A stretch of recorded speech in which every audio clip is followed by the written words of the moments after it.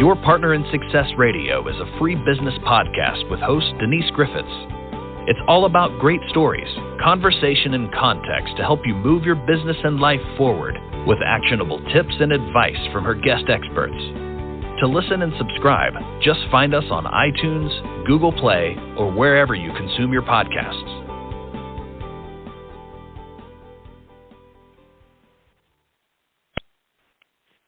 Welcome to Your Partner in Success Radio. I'm your host, Denise Griffitts, and this podcast is ranked in the top 2% of the most popular podcasts globally. And honestly, it's all because of my incredible guests. And I am honored and blessed to share time with people who are at the top of their game and who are here willing to help you get to where you want to be in life and in business. These are not people who hold back. Their goal is to share with us the essence of peak performance, and they do every time they show up here. So today our topic is relearning what community means with my guest and friend Lucas Root. Now Lucas joins us today to answer questions about community. What are the elements of community? How do these elements build and support business? How can business owners engage? What is an adult? I actually want to know the answer to that one. I don't adult most days, to be honest. So as a seasoned veteran of Wall Street and a business guide for companies like Wells Fargo and Pokeman, Lucas sees what companies need to do to make the leap to big-time growth and success. And he has spent the past 7 years relearning what community means. And he has begun to deploy his knowledge, ideas, and approach to new areas, including his new podcast, Elements of Community. Listen to it, it's good. And his businesses. And he is also a lifelong learner and is excited for every new chapter in this life, particularly this one. So, Lucas, are you here? Can you hear me? I'm here. How's our connection? It sounds good. I was panicking. Did you get the 100 emails I just sent you? Of course. They all came. Oh, good. So it's good to have you. As I mentioned before, you've been here before. I think this is, I can't remember, this is your third or fourth time you've been here. It is. It's the third time. I'm excited. Me too. And you have so much far to every share. chat we've had has been great. It is, and you know we have other things that we do outside of just talking on the podcast. I mean, you and our mutual friend Mitchell Levy, share the Credibility Nation, which I just joined that, and that was pretty amazing. So, we're always kind of in touch. But before I get all excited here, tell people about you and tell people what you're up to these days. Thank you. Yeah, I'm excited. So you correctly said I spent a long time on Wall Street, 17 years doing mergers and acquisitions, and then I launched my business strategy consulting firm 8 years ago, and landed the Pokemon company as my first client, which was absolutely amazing, and I'm still with them now 8 years later. And it's been a hell of a journey working with the Pokemon company and my other clients. Somewhere between 4 and 5 years ago, not being on Wall Street and surrounded by that frenetic environment, which isn't a bad thing, helped build me into who I am now, but it freed up some open headspace. And I started looking around at the world in a totally different way, not just as a business strategist, but I guess in hindsight, and I haven't used these words before, so you heard it here first. In hindsight, I look at it kind of like as a human strategist. And some really cool, really big ideas started popping into my head, among which is this fresh approach to what it means to be human, and how community weaves into that. And so about a year ago, I made the decision to stop taking on new business strategy clients, which was a really big decision for me. As I said, my consulting company's been open for 8 years, so that's a huge pivot. Really planting my foot on the ground and saying this is the line, and beyond which I actually want to focus 100% on community and on helping people build and grow and understand community and what that means to be a member of the world that we live in today. And, you and I had a big conversation about this about a week ago, and we're kind of both heading down the same path. I'm shifting a bit away from the work that I've been doing for quite a while. I'm not ending it, but I'm not, like you, I'm not taking on new clients right now. I need to be more in the podcast industry more than I have been. And we talked a lot about that, and I was scribbling notes, and, my brain was just on fire. But community, and people, and I had a couple of people say, what does he mean by community? My attitude about community, or my insight after speaking with you about community, is that there are so many things happening in the world right now, how we communicate or don't communicate, that community is more and more important, because we need to know how we can be helpful to one another, how you can help me, how I can help you, how we can show up, as you said so poignantly, as human. And there's an awful lot of stuff that's happening online in particular where I wonder sometimes if we're losing our humanity. Yeah. What an amazing prompt. I agree. I wonder sometimes if we're losing our humanity. But a couple of really amazing things have happened over the last, and I'm going to go really big here, over the last 200 years. One of them is that technology has changed the way that we can interact as humans. First, it changed that by changing the speed with which we could move between towns. And all of a sudden, the speed and ease of moving between towns physically, it helped us step into a new age. And that new age was that community and village did not any longer need to be synonymous. So this core grouping of, isn't that cool? It is, and I have grouping. to tell you really quickly, I live in the Deep South. I live not too far from the Gulf of Mexico.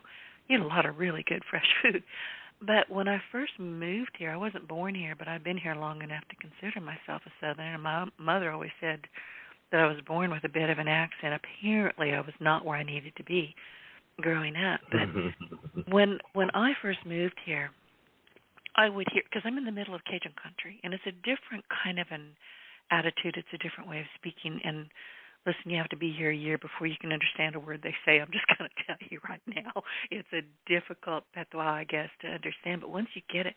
But I would hear, back to your point, I would hear all the time, well, where are you going to be today? Well, we're traveling. Well, where are you going? The next town over.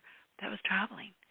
They were so accustomed to being put in their little towns, over the 100 years or 200 years or whatever it was, that traveling, to, let's say, Lafayette or to Baton Rouge, that was travel.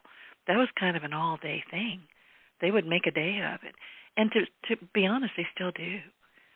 But you're right, having to kind of stay in your own little area, no longer, you don't have to anymore. We have cars, we have planes, we have trains. We can go where we can afford to go these days. Yeah. Yes, cars, planes, trains, amazing. But even when horses were a normal part of travel, 200 years ago, horses became relatively common. And then, 150 years ago, trains were the way of the world, and thankfully so. And 100 years ago, the cars sort of became the norm. They were everywhere. Ford made cars cheap enough so that his own employees could afford them. It changed the world. So all of a sudden, village and community didn't have to be the same thing, and it's amazing what that did for us. Now we could have meaningful connection with people who didn't necessarily live right next door to us. And that's a technology thing. It's amazing. We could have conversations with people who had different points of view because they grew up somewhere else, and their family was meaningfully different from the families that were within a half a mile walk of your home. Incredible. And we At the gather same differently time, now, don't we? I mean, we're still gathering, we do. but we're doing it very differently. We do. Absolutely. And we have to gather. It turns out when this happened, it also made it possible for us to stop gathering. It made it possible for us to become relative recluse because groceries could be delivered to your door. Are you pointing your finger at me? I know you're pointing your finger at me. I can see. I am not, but you should. My friendship with you has helped me think about this differently. Oh, okay. Keep going. I'm really curious. Yeah. When things like groceries were able to be delivered to your door and your relationships could become 100% non-physical. And by that, I don't just mean no hugs, but I mean you could actually have relationships that involved zero touch at all. The world changed even further, and that was maybe 20 years ago or so, 25 years ago, not long ago, less than one full generation, right? It made it possible for things like hacker collectives, people from all over the world that had a common purpose, something that they thought was really, really important. And I talk about hacker collectives intentionally because of where that leads this conversation. But there are lots of other examples of that. You see I'm going to use air quotes here, the biohacking community, which is a hacker collective, right? The biohacking community is a whole bunch of people that are looking for different ways to fine tune and up level their own bodies and their own minds, their own biology. These hacker collectives are people who may never meet physically, who may never interact physically, and because of the fact that we have this technology that makes it possible for us to, exactly as you said, Denise, it makes it possible for us to gather in a non-physical way. Now we can have community that's nothing like village. Now that you're saying that out loud, I've always understood that, but never gave it any real thought. I was just kind of going along with the flow. And listen, as this podcast, honestly, and I've done this for 15 years, and I did it deliberately to get to meet people like you because I'm not a people-y person. 3 people is too people-y for me for most days. It's like, I got to go now. And I don't dislike people. I just need to be alone. I think I'm always in my own head. I'm always very creative. People kind of wear me out. I love them. I like to be around people, but mostly for about 59 3/4 minutes. That's all I'm good for.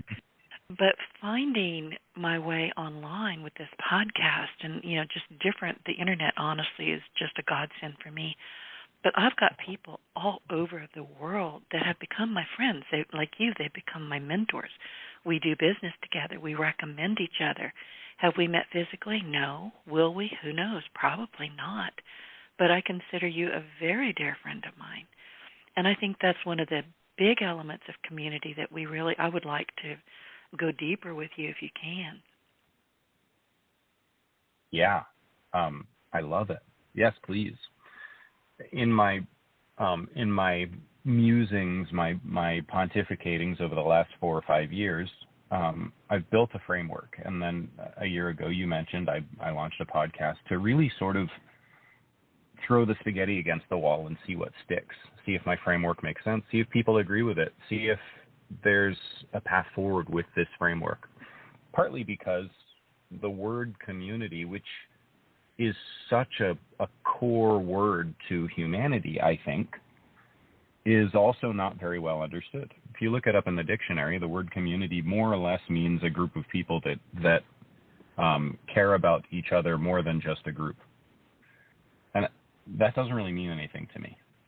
I've read the dictionary definition a bunch of times, and I'm like, no, that's not That's not even a basic definition of community. It's really just somebody who doesn't understand community. And I'm not chucking rocks at the dictionary here. Instead, I'm saying if we don't understand this thing that's so important to us, then how can we make it valuable, meaningful? How can we build our lives around it? So I built a framework, and I call it the 5 elements of community. If you'd like, now's the time I can drop them. Yes, please. I was just going to ask you because I've got a note here, and you had mentioned the 5 elements, but I never wrote them down. I wanted to hear them directly from you. Fun. Awesome. Yes. Thank you. And I'm not holding back. This is I want everybody in the world to hear this, engage with it, test it, challenge it even. Figure out ways to incorporate this into their lives more fully and more deeply. Community matters far more to me than getting paid 50 cents to write a book about it. Although I have done that as well, because some people like to read, and I want to get this message in front of the people who like to read instead of listen. The 5 elements of community are this. The first is common language, and that starts with a base common language like English, but it fine tunes as you build your community. Part of the reason why I brought up hacker collectives, biohacker collectives specifically, but other hacker collectives. Everybody who interacts with a hacker collective, a community, based around really fine-tuning something, maybe their computer technology skills, maybe their capacity to fine-tune their body, but that's what they're trying to do, is fine-tune something. Everybody who interacts with those people know that as you get further into that community, you learn a whole new language, a whole new way to interact with and describe the things that you're working on. Biohacker, the word itself, is a perfect example. It is only meaningful inside the context of that particular collective.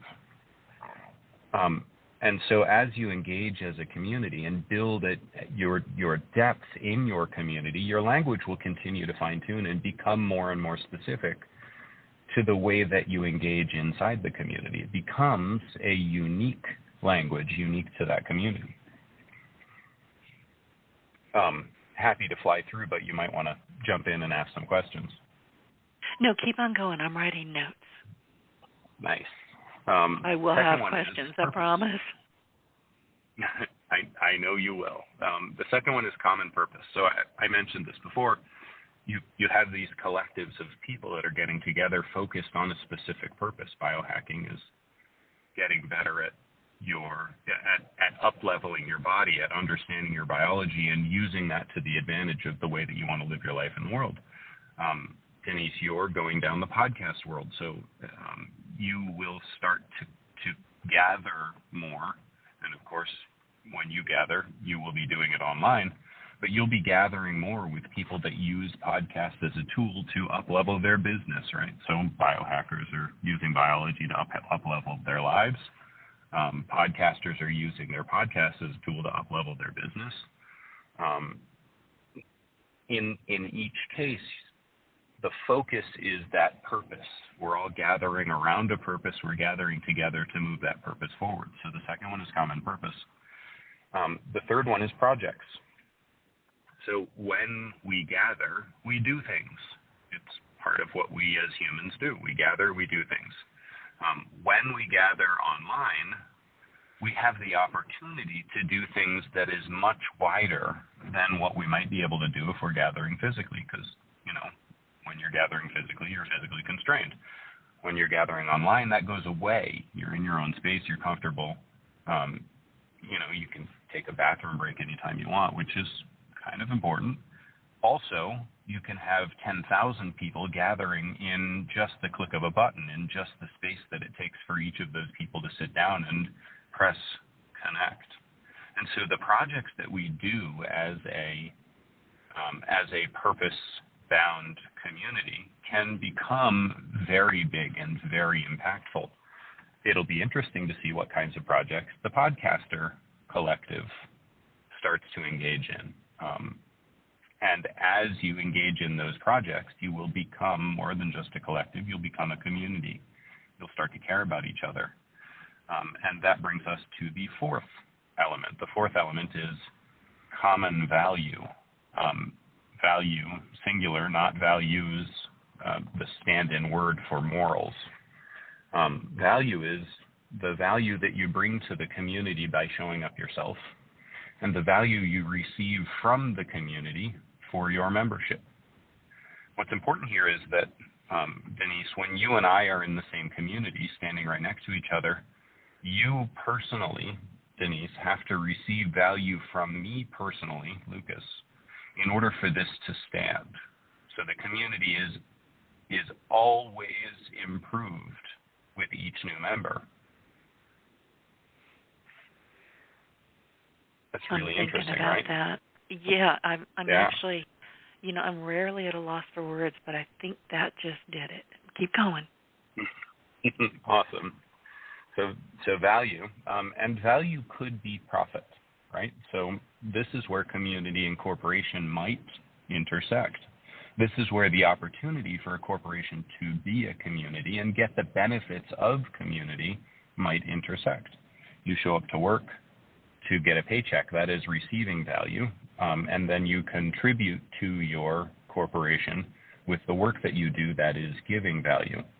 But that's just a very basic level. As community deepens, the value that's shared and received also has to deepen. So this is that opportunity for us looking at the community of business, the community of your business, the community of the way your business builds and shares its service needs to up-level as the community deepens. And then the fifth one, and this one's actually very cool, I like it a lot, is it's called common heart. In this case, heart is a stand-in, it's a placeholder. Because we in English don't actually have a good word for the thing that I'm trying to describe with this. There are actually other languages that do have a good word for this. My favorite is Greek, and the word is philotimo. So common heart describes sort of again, because we don't have a good word for it in English, it's kind of complex. You're receiving care from the community and giving care to the community. And so what that means is, let's say, Denise, you and I are part of a community, and 6, 7, 8 of us are going to show up every Saturday morning and drink some coffee together, and you don't show up. So I'm going to pick up the phone and call you, not because I'm an accountant and I have a checklist in front of me and your name hasn't been checked, but because we're in community and I actively care that you're there. I care that you show up. I care about you specifically as a person, and when you don't show up, I miss you. So that's giving care. And then on the reverse side, when you receive that phone call, you pick it up because you know that I care. And that's making space within yourself to receive care. But common heart is more than just sharing and receiving care. It's also showing up to the community projects with the intent and commitment to do the right thing for the community, doing your work with honor and pride. So when I described this fifth one, common heart, to a very well-known international community builder, she heard that and said to herself, out loud, of course, we were talking. She said, that sounds like what citizenship should be. Bingo. Yeah. It was a beautiful realization to me. I agree. That's what citizenship should be. I think that most people subscribe citizenship to their nation, and nations are so large that the idea that you showing up or not showing up would matter to anyone is a little bit silly. Well, but at we the need community to, level, when we're at common heart level, we need to commit meaningful time and energy. Mm-hmm. Okay, keep going. Well, that's the 5. Okay, so review, language, purpose, project,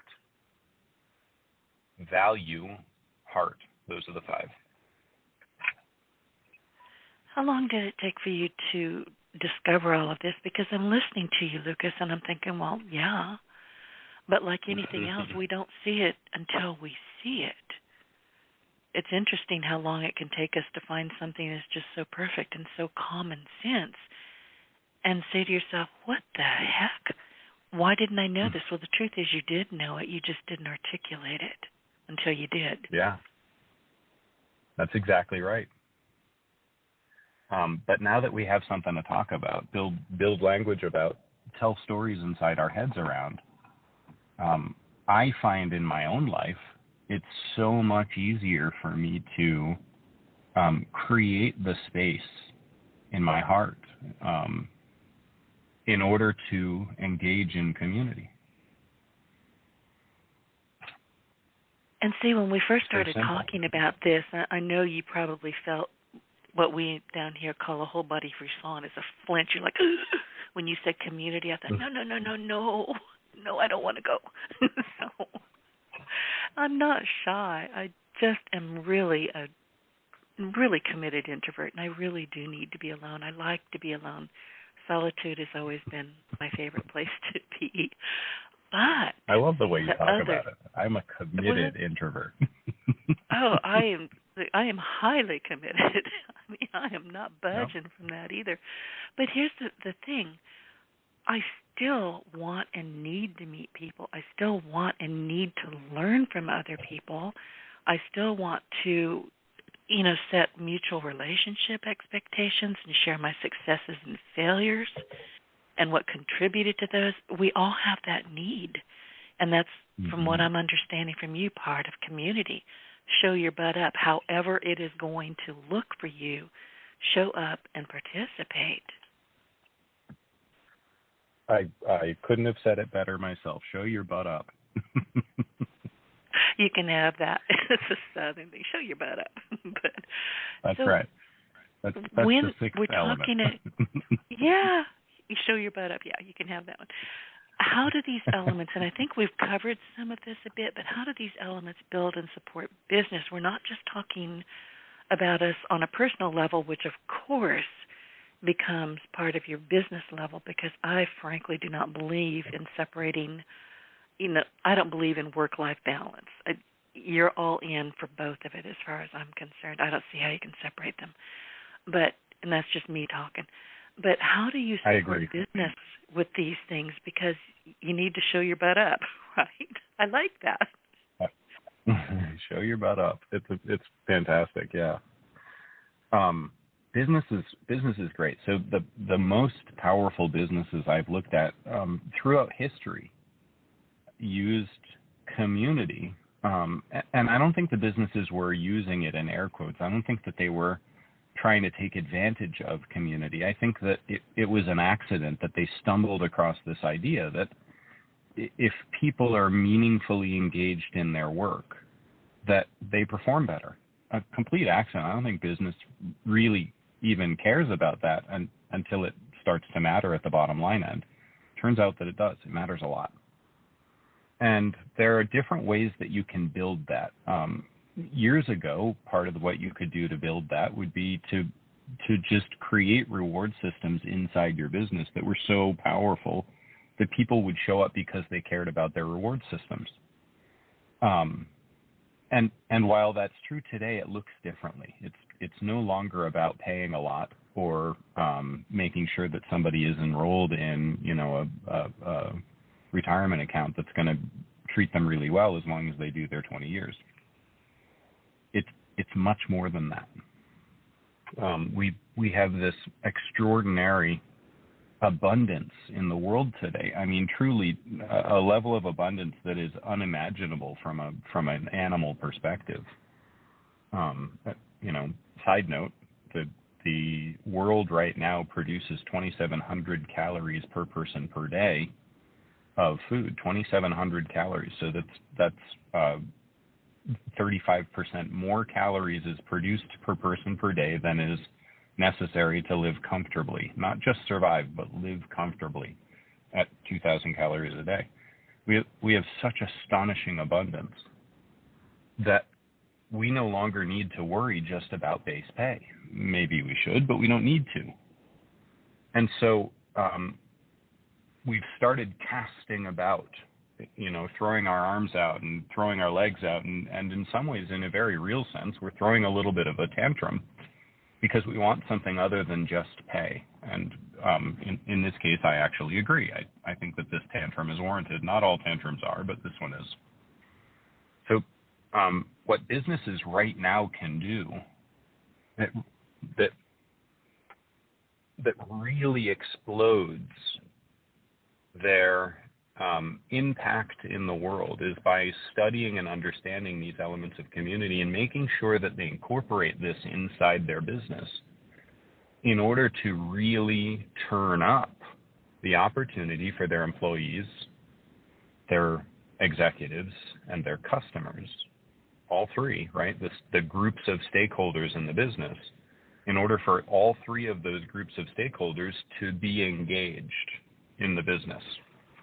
And what does that look like? Well, have you ever noticed that iPhone users, Apple users, have a unique language? They talk about the world from a very specific perspective, and includes the perspective that they've built as product users of the Apple company.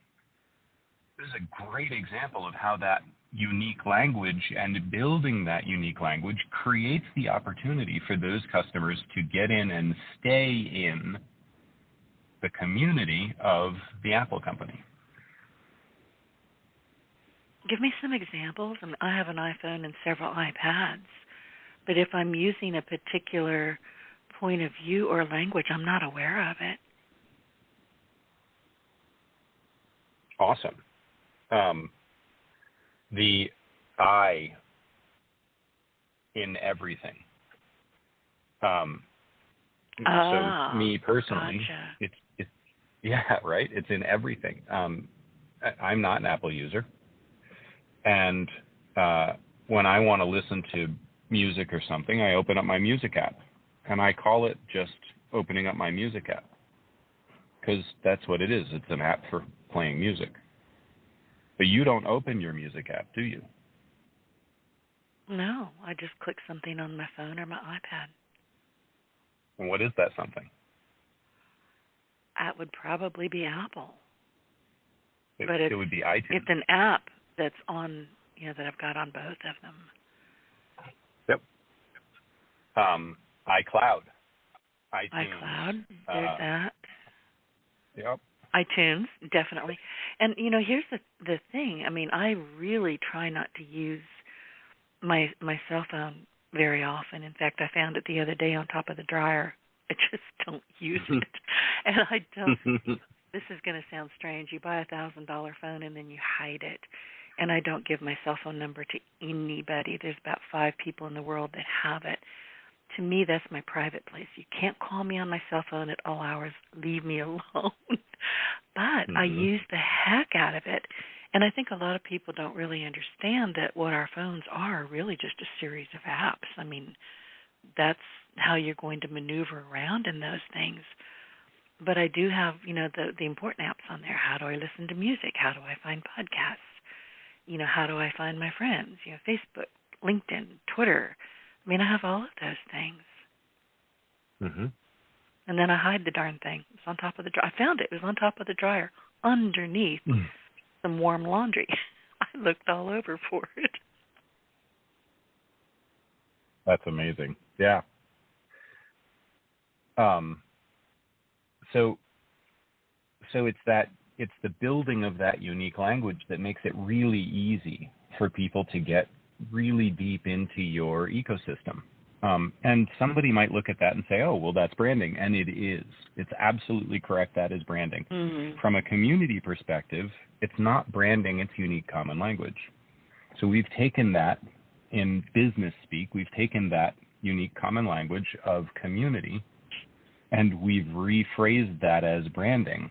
And it's not wrong. It is branding. Mm-mm. But the way that it builds and supports community isn't branding. It's the common language of community. So that's that first one. Do you think Apple knew that when they started, because they're very good at branding and getting you to buy really expensive phones over and over again. I mean, I wait till my last one died, and then I go buy another one. I'm just not that silly. But, there is an entire world full of people who will stand in line to get the next most expensive iPhone, which I don't understand, but there it is. But do you think when they started this that was going to be part of their brand, to build these massive common purpose, common language groups of people who will buy anything they've got? Or was it an accident? I don't know. Somewhere in between. I've watched, even though I'm not an Apple user, Steve Jobs was an absolute marketing genius, and anybody who doesn't study him is missing out on an opportunity to watch true genius as it was building and forming, and in fact, as it was being rolled out, because he was very public. So yes and no. Yes, he knew what he was doing from a branding perspective. He knew what he was hoping for in terms of the creation of a group of people who subscribed to that brand. And I'm using that language intentionally because he didn't know that was an element of community, and that he was hijacking, not in a bad way, but he was hijacking a thing that is hard-coded into us. And that's what community is. It's hard-coded into us. It's core to being humanity. He was hijacking a piece of that in order to build that subscription, people who will show up every single time something's released. Now, see, that makes sense. I mean, and I don't know if hijacking is more he was incorporating something that he didn't actually have a real idea yet of what he was doing. It probably came to him along the way, but I don't know. I mean, I find him fascinating. I really do. Along with Elon Musk. I mean, these people just do things that the rest of us are like, what? What the heck? Where did that come from? And it's fascinating, but he somehow, and, by all accounts, Steve Jobs was not a people person either. He didn't really need to be around people or even like people very much, from what I can tell. But he had a great grasp on how we operate, didn't he? He sure did. And he used that common language better than anyone I've ever seen, including Elon Musk. Interesting. Okay, keep going. Yeah. So the first one is build that common language. And it's not just branding. So I'll continue beyond here because there are some pieces of this that can be done well and will reward you even better than what Steve Jobs did, because he took that branding and ran with it to depths that nobody had ever before seen. And in fact, maybe still nobody has touched. He may still be the best brander, the best marketer that has ever been, but there's more. And this is something that Elon Musk does extraordinarily well. The second one is purpose. So it's not just branding. Elon Musk has incorporated purpose into the way that he has built his corporation. The purpose is to use the technology out there in a way that is both A, sexy, and he does that intentionally, and B, in alignment with the things that we culturally think are important. So he's focused on building technology in a way that's in alignment with what we culturally think are important. He's not pushing the envelope. He's not trying to help us decide what's important. He's just figured out what we think is important and built that purpose of what we think is important right into the core of his companies. So that second one is purpose. And that, again, we look at that and we're like, oh, that's just branding. It is not just branding. It's way more than just branding. It is a core element of community, and it goes to the core of humanity. Now, Elon Musk has not done as good a job of building common language as Steve Jobs did. Elon Musk has done a much better job. He may, or he may not care. He's done a much better job of figuring out what is important to us right now and building that as the purpose of his company. Well, and that leads me to just another random thought, but you need to know your purpose. Why are you presenting? What are you presenting? And until we have at least a fair idea of what our purpose is about just about anything, we're just kind of running around, throwing sparkles in the air and hoping something lands. I do love sparkles. I figured you would. But, think about that, because we all live without a strategy, without a purpose. And you can't have a strategy until you have a purpose. And I've struggled with what is my purpose. I struggle with it all the time, and I probably will until, my attitude about life is I am not going to give up anytime soon. I fully plan on dying asleep at 100 years old, still planning world domination. That's not really a plan, though. So I've got to rethink my strategy. But we need to have these strategies, don't we? And where do we start with that? Yeah. 100% purpose first. If you know where you want to go, then all of the ways to get there become potentially visible, and you get to choose one. I'm a professional strategist, and I don't help people find their purpose. That's not what I do. But once they've chosen a purpose, I help people figure out how to get there. See, so that purpose makes first. sense. But how do you find your purpose? And I know you don't help people with it, but when I tell you I've struggled with it, I'm not kidding. Part of it, I think, just my own random observations about myself, is that I've got a squirrel brain. You ought to see it in there. It's ugly. My poor squirrel brain wears me out. I've got so many things that I do and can do and shouldn't do that sometimes just sitting down and calming down and saying, okay, what is my true purpose? The big one, then the subsets of purpose, wears me out. It really does. Yeah. Purpose is one of the things that you and the other guests of the Ultimate Credibility Bootcamp that you attended in December really start to engage with in a meaningful way. So in that case, I do actually help people find their purpose. I was going to argue with you, but I wanted you to figure that out on your own. So good. Good. That was a good job. But yeah, that's true. In Credibility Nation, which it was a 3 or 4 day, I can't remember now, it's 3 days, and then the end was kind of a recap. You guys were asking questions and putting us in groups and me going, oh, geez, now I have to think about this. It was really great. I really came away from a lot of different things, and it kind of goes back to what I said earlier. We know what we know, but we don't necessarily put it together in a timely fashion. Yeah, that's exactly it.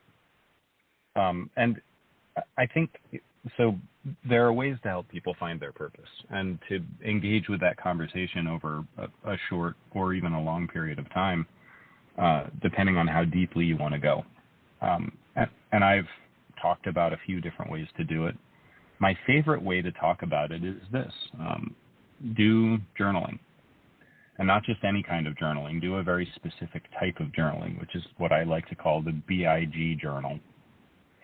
And so at the end of every day, focus deeply on the things that brought you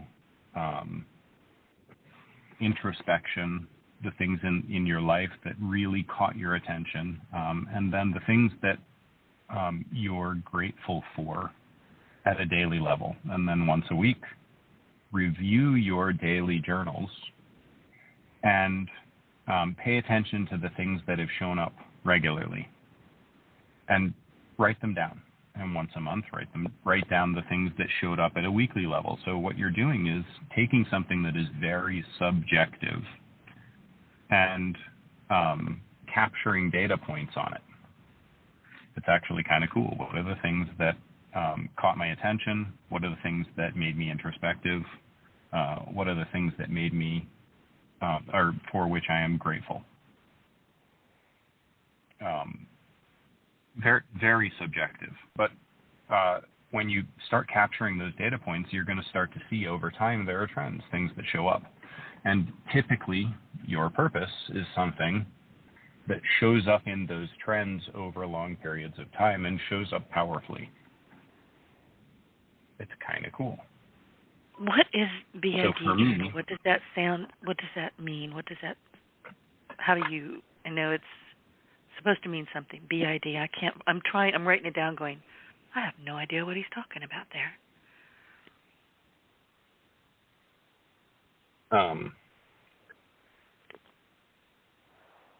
It's for, to me, BIG is big journal. Okay, that makes more sense.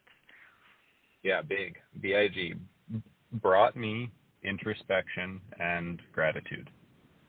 Got it. Now that I get, that I completely understand. But what you're talking about is by tracking it, and you're a big guy for data points. I mean, data is your life practically. But what I'm hearing from you is that once you start paying attention to because things slide by, you're like, oh, I bought a silver Range Rover. Nobody else in town has one. Guess what? Drive down the street, you're going to see 4 of them that you never saw before. That's just the way life goes. It's just, It's like, oh, I got something special. But if you're not paying attention, and you're not paying attention to what I call God winks, those things that just kind of drop into your mind, they God drop winks. into your heart. Oh, my God, yep. yes. I'm telling you, I live by those things. And if you're not paying attention, if you're not writing them down, if you're not keeping track, you're losing data, and you're losing very important data. Yeah, 100% losing data, and this is where things really start to get fun. You're missing out on an opportunity to do some hacking. So you pointed out. Keep going. You're driving I don't want to hack anybody, but I do have a computer Range science degree, so you're speaking my language now. Yeah. So you pointed out you went and bought your silver Range Rover, then you drove down the street and you saw 4 more of them, and you'd never seen it before. And chances are, I was very upset. I thought I was so darn special. That's awesome. Chances are those 4 silver Range Rovers were already there, and you just didn't see them. This is what's called confirmation bias.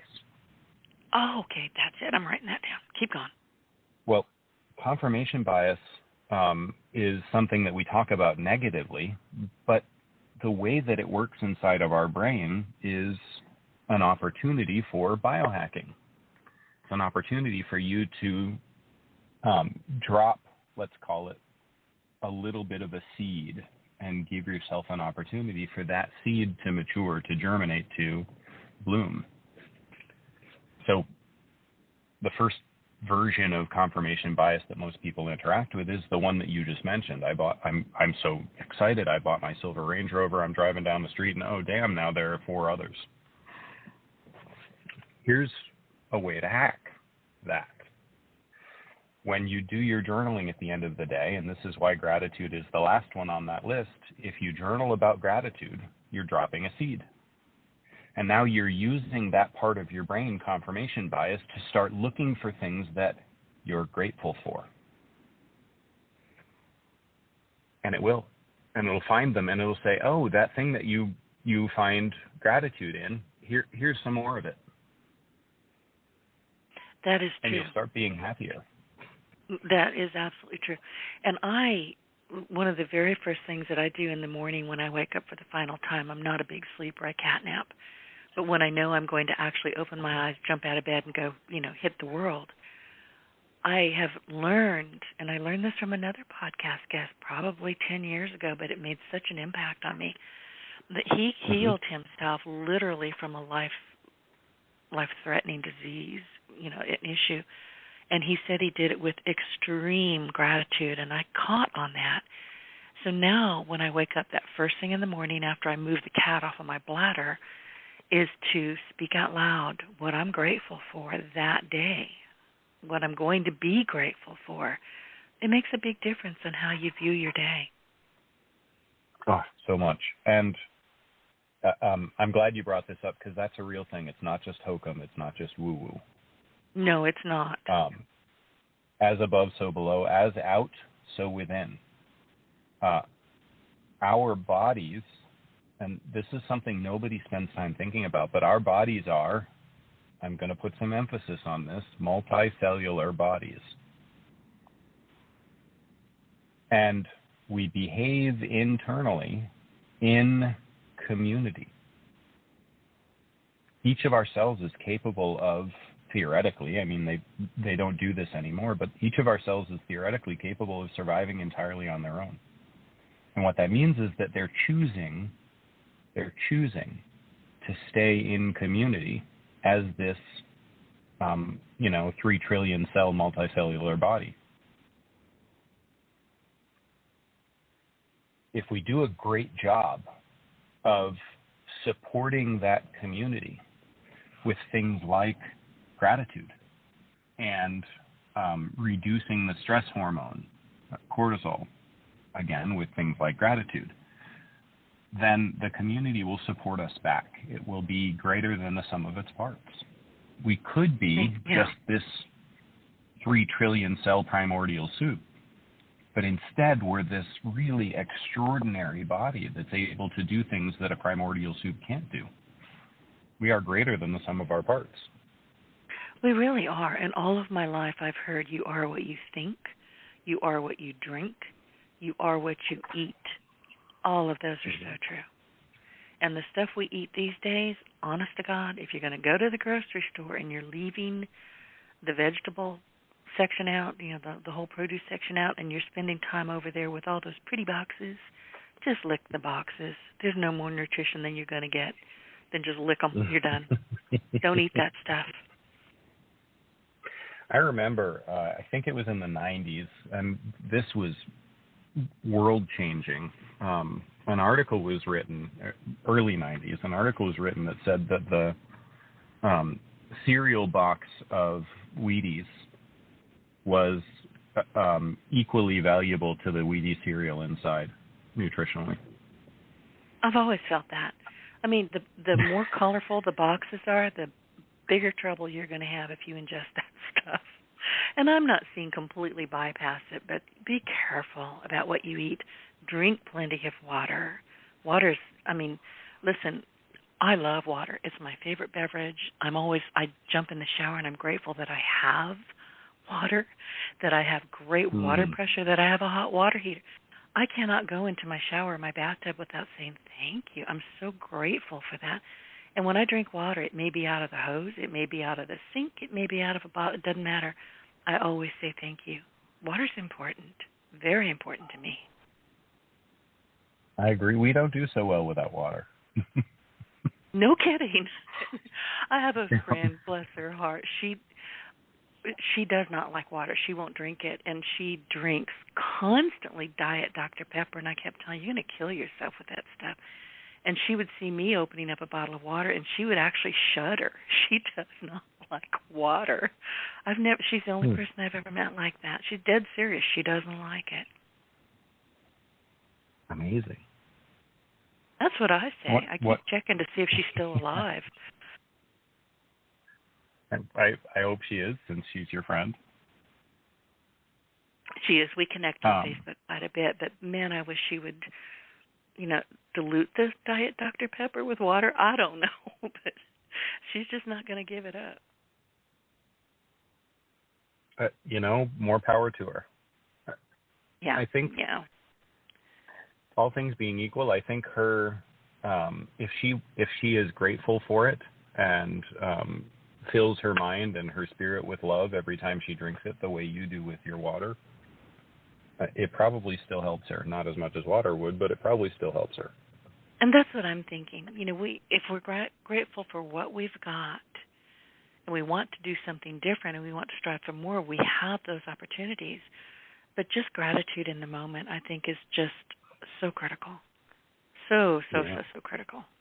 And so many people these days, and I try to stay off of a lot of social media just because of all the bitching and moaning. It's like, really?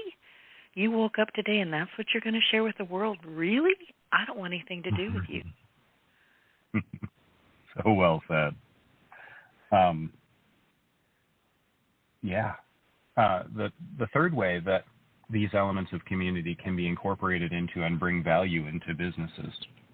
I've been on a couple of different sales teams throughout my career, particularly on Wall Street. And one of the things that sales teams often do, and I wish I saw this outside of sales teams, but it works for them. And it would work, I think, very well for other teams that are not sales oriented. One of the things sales teams do is that they have a morning stand-up, but it's not about work. It's not about productivity. It's about hype. And, you know, the way these sales teams do it, maybe that turns people off a little bit, so people don't take the value out of that and try to recreate it in ways that are valuable.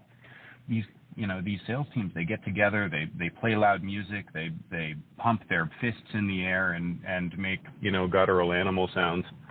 And certainly there are ways that this can be, re-engineered that will suit other teams better. But what these people are doing is a project as a community.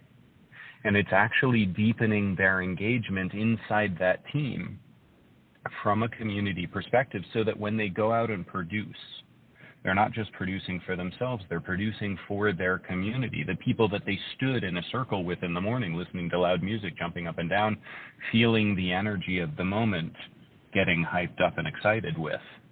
It's a project. See, that makes sense. I've never actually seen it. I've heard of it happening. And me being me, you'd see me leaving the building quickly. But, Yeah. I mean, I understand how that could be part of community. And I think what we're talking about here, Lucas, is that community is everywhere. Doesn't matter if you're an introvert. Doesn't matter if you're an extrovert. Doesn't matter if you're employed or not employed. Married, divorced, doesn't matter. Community is everywhere. But you need to choose your communities, don't you? You do need to choose your communities. Absolutely. Community is everywhere. The opportunity for community is everywhere. But you're right. You need to choose. You need to opt in. You need to decide that is for you and roll. And right. And if it's not for you, take off. You don't need to stay. Take off. Yes. That's exactly right. Yep. Okay. We have got about 2 minutes left. I'm probably going to get you to come back again, maybe at the end of the quarter or something, because I still have so many questions about community, and I know you are still really working with building this community. So would you come back when I ask you, maybe in about 3 or 4 months? Oh, yes. I would love to. I did this on the radio, so you can't tell me no. It would be very rude. That's true. Yeah. The thing is, you know me, and if you asked me personally, not on the radio, I still would have said yes. I know, and thank you. Listen, we've only got about 2 minutes, so I wanted to talk with you about your podcast. I love it. Yes. Okay, so elements of community. You're just starting with it, but you're building a community with that. There's that word again. What are your plans for it? Where are you going to go with it, and how will it benefit? I'm so excited about it. So season 1 I just finished. There's 30 episodes. I didn't quite do an episode a week because I'm still getting up to speed. My focus in season 1 was mostly on business owners, and I had some really amazing conversations. Loved every minute of it. Season 2. My focus in season 2 is specifically to interview deeply community-connected grandmothers.